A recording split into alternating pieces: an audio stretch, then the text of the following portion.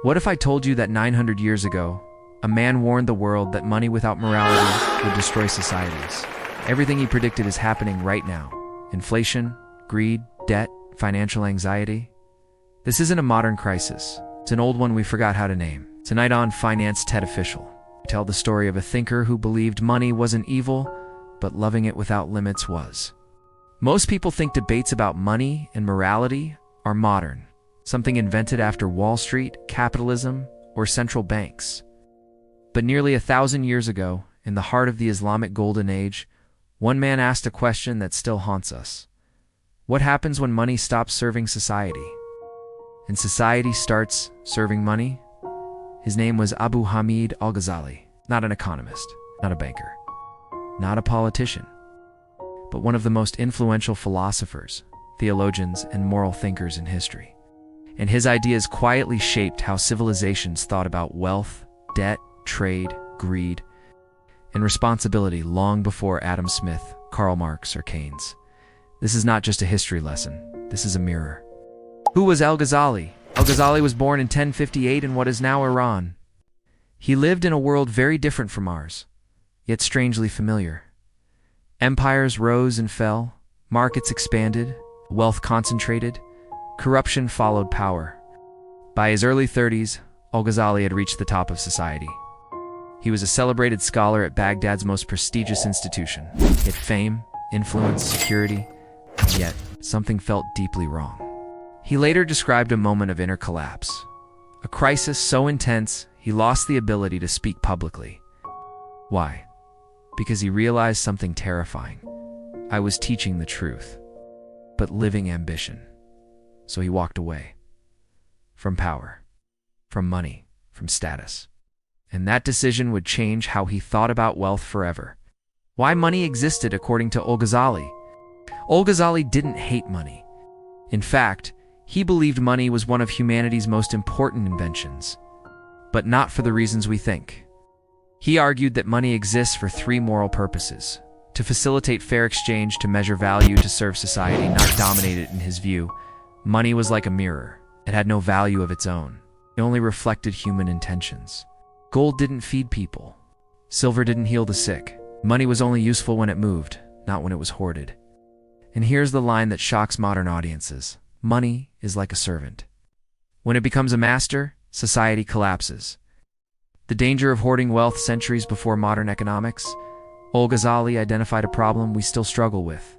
Hoarded wealth slows society. He believed money was meant to circulate like blood in a body. When blood stops moving, the body dies. When money stops moving, society decays. Sound familiar? He warned that excessive accumulation creates artificial scarcity, rising prices, social resentment, moral decay, not because money is evil, but because fear and greed distort human behavior. And he made a prediction that feels uncomfortably modern.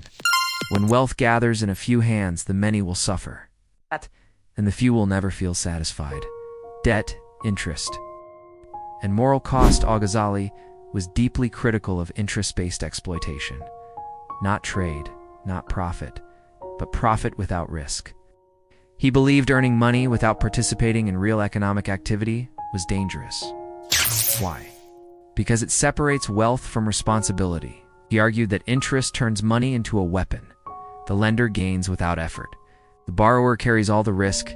Inequality becomes permanent. This wasn't an attack on commerce. It was a warning about asymmetry. And here's the emotional twist. Al-Ghazali believed the real damage of debt wasn't financial. It was psychological. Debt, he said, creates fear. Fear destroys dignity. A society built on fear cannot be just. Money is a moral test. One of Al-Ghazali's most powerful ideas was this: money reveals who we are when no one is watching. He believed wealth wasn't a reward for virtue. It was a test of character. Would you share or hoard, vest or exploit, serve or dominate? In his framework, morality didn't oppose wealth. It guided it. A rich society without ethics was more dangerous than a poor one, because it had the power to harm at scale. Why this matters today, you might be thinking. This is interesting. But what does a medieval scholar have to do with my life? Everything. Look around. Trillions in global debt, rising inequality, financial anxiety becoming normal, people working harder, feeling poorer. Al-Ghazali predicted this pattern, not because he could see the future, but because human behavior doesn't change. Technology evolves, markets expand, but incentives remain. And incentives without morality always drift toward concentration.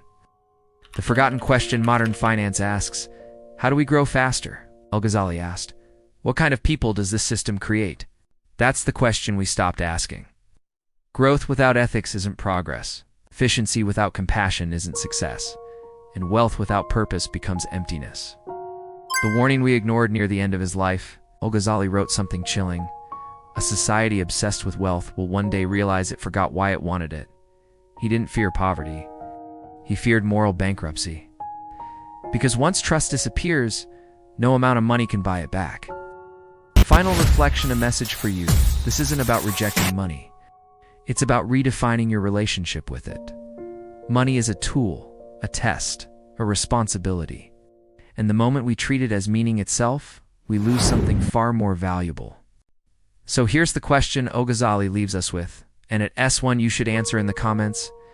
Is today's financial system broken, or are we using it without morality? Comment your thoughts below. Like this video if it challenged your perspective. Subscribe to Finance TED Official for stories where money, history, and meaning collide, because the most dangerous thing about money is forgetting what it was meant to serve.